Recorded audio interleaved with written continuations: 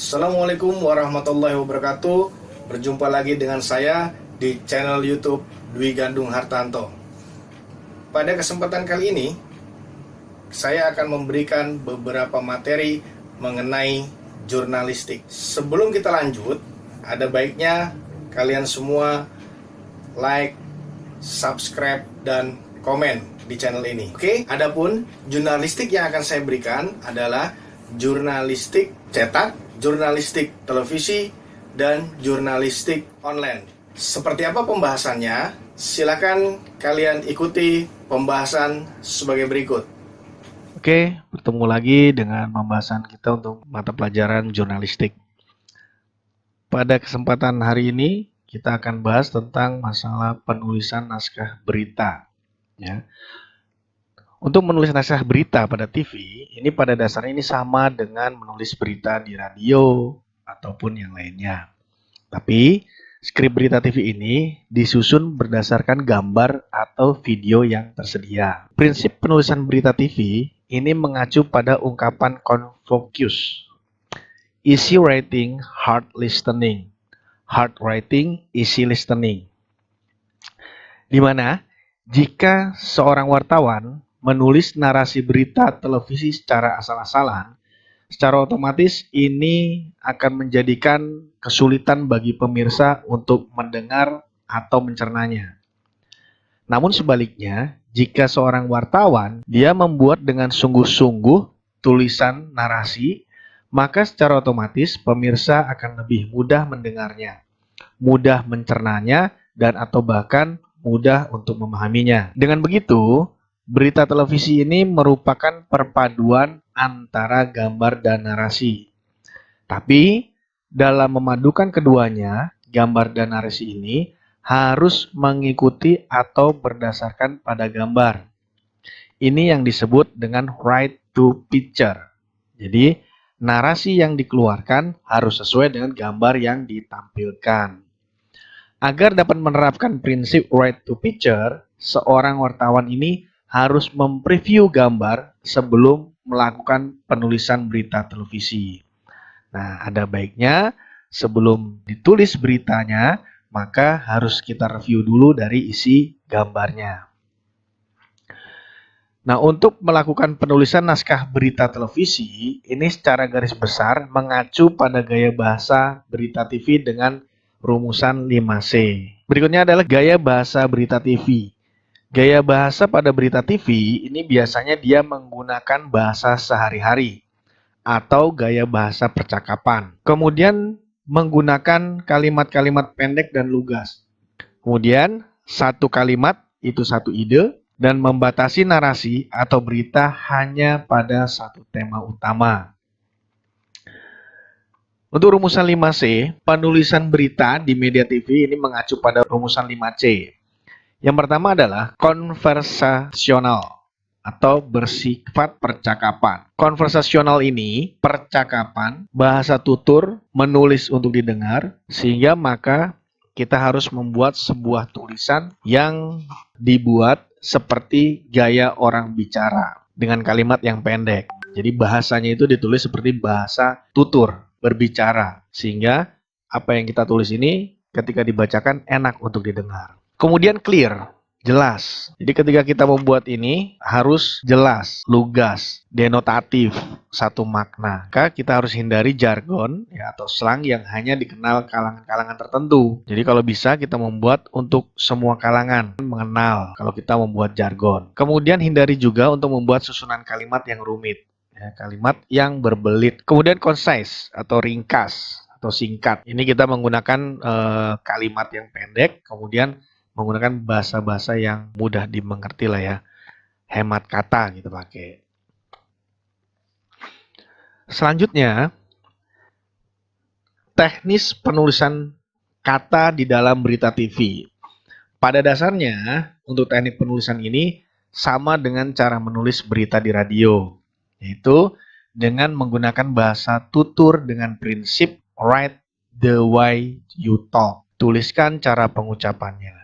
Ya, misalkan angka. Angka 1 sampai dengan 11 ini ditulis pengucapannya dengan teks atau dengan tulisan 1, 2, 3, 4, dan seterusnya sampai dengan angka 11. Angka 12 ke atas ini ditulis angkanya dengan angka 12, 13, 14, dan seterusnya. Kemudian untuk singkatan dan akronim, tuliskan kepanjangan lebih dulu sebelum singkatan. Jadi yang harus kita tuliskan adalah panjangannya dulu, baru singkatannya.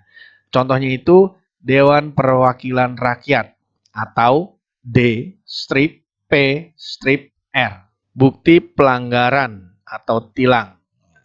Singkatan yang diucapkan per huruf itu dipisah dengan tanda hubung, yaitu strip ya, M strip U strip I atau S strip H strip U. Tuh.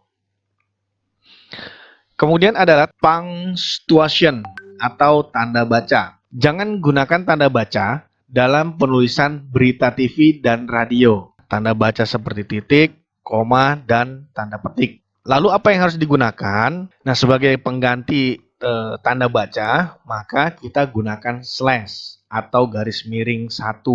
Ya. Ini untuk jeda atau untuk pemberian tanda baca berupa koma.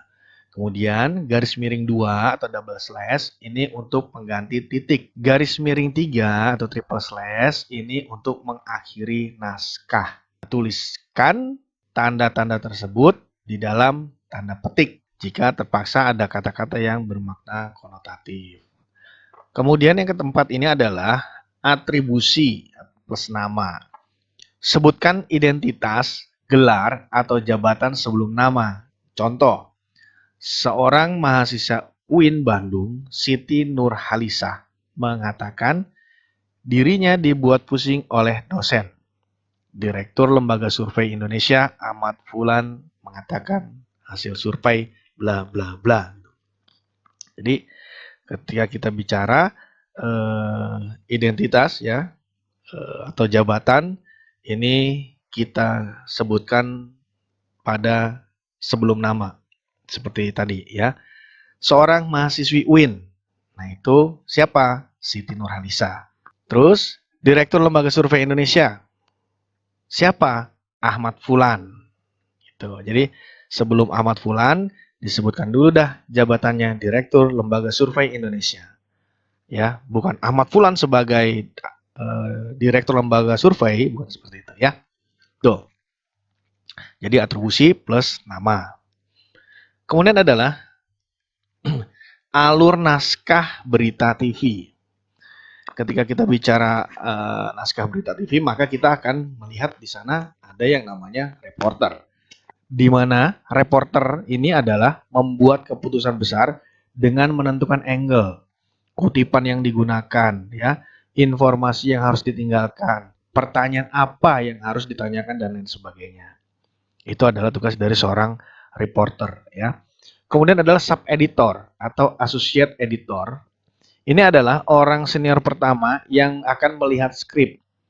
Biasanya ini untuk mengkoreksi dan menghilangkan kesalahan, ya.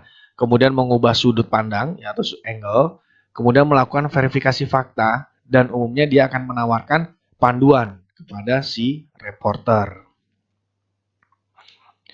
Kemudian adalah editor berita, ya. Sub-editor ini akan meneruskan skrip kepada si editor, di mana editor ini akan membuat keputusan besar terkait sebuah konten. Nah, dan dia akan memberikan informasi apa yang harus ditambahkan dan apa yang harus dihapus. Tuh, ya. Ini nanti akan melihat juga kepada kepatuhan isi terhadap masalah etika dan juga hukum, sehingga dilihat layak atau tidaknya. Kalau layak ditambahkan, kalau tidak layak dihapus. Kemudian adalah editor revisi. Editor revisi biasanya digunakan dalam meningkatkan gaya skrip, penambahan warna, dan membuat skrip ini mudah dibaca. Tuh. Kemudian kita bicara masalah unsur-unsur dalam jurnalistik televisi. Di dalam jurnalistik televisi ini ada beberapa unsur penting yang mendasar, ya. Di antaranya adalah news anchor. News anchor ini adalah pembawa berita atau penyaji berita. News anchor ini memiliki peranan penting dalam menyampaikan informasi atau berita kepada masyarakat luas. Karena berita akan lebih mudah dicerna dan apik disampaikan kepada khalayak umat. Kemudian, cara pembawaan dan image dari seorang news anchor ini berpengaruh apakah berita yang disampaikan akan diterima dengan baik atau tidak. Nah, jadi berita ini bisa diterima atau tidak, bagus atau tidak, ini tergantung juga pembawaan atau image dari si news anchor ini. Sebagai contoh, seorang news anchor yang terpandang, ya, terlihat sebagai orang cerdas dan tidak cenderung berpihak atau tidak berpihak kepada pihak tertentu ketika dia menyampaikan berita. Berita yang disampaikan oleh news anchor semacam itu akan lebih diterima dan dipercaya kebenarannya oleh masyarakat umum. Karena secara tidak langsung mereka juga mempercayai siapa yang menyampaikan. Ketika kita lihat si news anchor ini terlihat sebagai orang yang cerdas, kemudian tidak cenderung memihak kepada siapapun, maka ini akan memberikan kepercayaan yang lebih besar kepada masyarakat umum. Kemudian pembawaan dan bagaimana seorang news anchor dalam menggali informasi dari narasumber ini juga akan mempengaruhi bentuk berita yang disajikan. Tuh. Jadi news anchor ini berperan penting. Tuh. Makanya kalau kita lihat beberapa presenter ya, kayak Desi Anwar, kemudian Najwa Shihab dan lain sebagainya, itu sudah terlihat cerdas, kemudian tegas ya, lugas, tidak berpihak. Makanya kita pun ketika ada informasi, kita bisa langsung percaya apa yang dibawakan. Kemudian adalah narasumber. Berita yang baik ini harus memiliki informasi dari narasumber yang terpercaya serta memiliki kredibilitas baik. Ciri khas di dalam jurnalistik televisi ini ya adalah khalayak atau penonton bisa menyaksikan dan mendengar langsung informasi apa yang diberikan oleh narasumber melalui gambar dan suara sekaligus secara langsung. Nah, arti secara langsung di sini adalah media lain itu akan lebih banyak mengutip, seperti misalnya menyalin informasi dalam bentuk tulisan atau untuk media cetak, atau merekam hanya suara saja untuk di media radio. Atau bahkan kalau misalnya kita lihat di media-media online ya, itu banyak sekali ya yang kutipan disalin kemudian ditampilkan untuk disajikan ke khalayak umum. Nah, tapi kalau kita lihat pada televisi, ini khalayak dapat mendengar sekaligus dia dapat melihat bagaimana si narasumber menuturkan informasinya yang dimiliki tanpa disadur melalui tulisan atau hanya rekaman suara saja. Maka dengan begitu secara otomatis khalayak dapat merasa lebih mempercayai berita yang disampaikan karena khalayak akan menyaksikan langsung bagaimana kesaksian atau informasi yang diberikan oleh si narasumber tersebut. Khalayak umum juga bisa mendapatkan kepuasan karena menyaksikan langsung apa saja yang disampaikan oleh si narasumber, bukan hanya menerima melalui perantara media yang tentunya isinya sudah disadur. Selanjutnya adalah bahasa. Di dalam jurnalistik televisi, bahasa yang diterapkan ini akan dipadu-padankan sedemikian rupa untuk menyatukan gambar, kata-kata, dan suara secara bersamaan atau secara sekaligus. Hal ini dilakukan untuk menghasilkan berita yang bermutu dan dapat dicerna serta diterima dengan baik oleh masyarakat umum. Karena sasarannya adalah masyarakat luas, bahasa yang digunakan dalam jurnalistik televisi pun ini cenderung menggunakan bahasa yang ringan dan sederhana. Mengingat masyarakat luas ini bermacam-macam golongannya, ya. Bahasa dalam jurnalistik televisi ini tidak menggunakan tata bahasa baku yang sering kita pelajari dalam materi pembelajaran bahasa Indonesia. Tapi lebih kepada bahasa tutur kata sehari-hari yang umumnya digunakan oleh masyarakat, ya. Namun bukan berarti ketika kita bicara masalah bahasa sehari-hari, kemudian digunakan juga bahasa-bahasa yang tidak baik atau bahasa yang tidak enak didengar, gitu ya. Tetap pada penggunaan bahasa Indonesia yang baik dan benar. Namun pengucapannya seperti yang dilakukan pada bahasa sehari-hari, gitu. Maka dengan demikian berita yang disampaikan ini akan lebih mudah diterima dan direalisasikan oleh masyarakat, serta tidak merasa kalau berita itu bukan bagian dari mereka dan tidak penting karena menggunakan perbedaan gaya bahasa, gitu ya. Jadi bahasa ini penting juga dalam penyajian berita televisi. Kemudian, ketika kita bicara media, ya, jurnalistik ini ada beberapa perbedaan karakteristik jurnalis TV dengan media lainnya. Yang pertama adalah televisi ini bersifat audiovisual sehingga dapat dilihat dan juga didengar secara sekaligus. Sedangkan media yang lain ini hanya dapat dilihat saja atau didengar saja. Seperti misalkan kita lihat koran itu hanya dilihat saja. Kita dengar radio itu hanya didengar saja. Jadi ada istilah no picture sama dengan no news, gitu, ya. Jadi dalam jurnalistik televisi, gambar ini sangat memiliki peran yang besar dalam proses pengumpulan berita. Kenapa? Karena gambar memiliki impact dan gambaran realita yang lebih kuat. Kemudian, karakteristik yang kedua adalah jangkauan penyampaian berita jurnalistik TV ini lebih luas dibandingkan dengan media cetak dan juga media radio. Di mana kebanyakan televisi berskala nasional serta menyampaikan berita ini lebih global, ya. Kalau kita lihat televisi, pasti biasanya televisi ini akan bisa dijangkau jauh, ya, lebih luas, ya, bisa berskala nasional. Kemudian untuk masalah penyebaran berita yang cepat dalam jurnalistik TV. Ini dapat dilihat dari berbagai breaking news yang menyajikan siaran langsung saat kejadian itu berlangsung. Sedangkan media langsung lebih membutuhkan waktu dalam penyampaian dan penyebaran berita, terutama media cetak yang paling cepat dapat terbit 1 hari. Jadi kalau misalnya kita lihat televisi ini bisa jauh lebih cepat, ya. Adapun media cetak itu paling cepatnya itu ketika berita ini diambil sekarang, kemudian diangkat karena beritanya bagus, besok baru bisa terbit, ya. Selang 1 hari baru bisa terbit.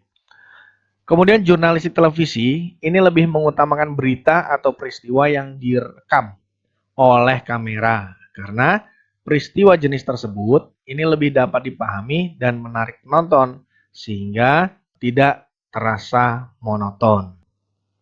Oke, itu tadi kita bicara masalah karakteristik jurnalistik, ya, televisi yang membedakan dengan bentuk jurnalistik lainnya. Sekarang sebagai refleksi dari pembahasan kita tadi, ada 4 soal yang bisa kalian kerjakan. Untuk pengerjaannya bagaimana, kalian bisa langsung lihat saja di GCR. Di sana ada perintah bagaimana kalian harus mengerjakannya. Itu aja. Terima kasih banyak. Semoga apa yang sudah diberikan ini bisa kalian mengerti, bisa kalian pahami, dan bisa bermanfaat untuk kalian semua. Sekali lagi, terima kasih dan sampai jumpa di pertemuan berikutnya. Nah, demikianlah tadi bahasan-bahasan mengenai materi jurnalistik yang saya berikan. Jangan lupa untuk selalu like, subscribe, dan komen pada channel ini supaya saya bisa terus berkreasi membuat berbagai materi jurnalistik untuk kalian semua. Itu saja. Terima kasih. Assalamualaikum warahmatullahi wabarakatuh.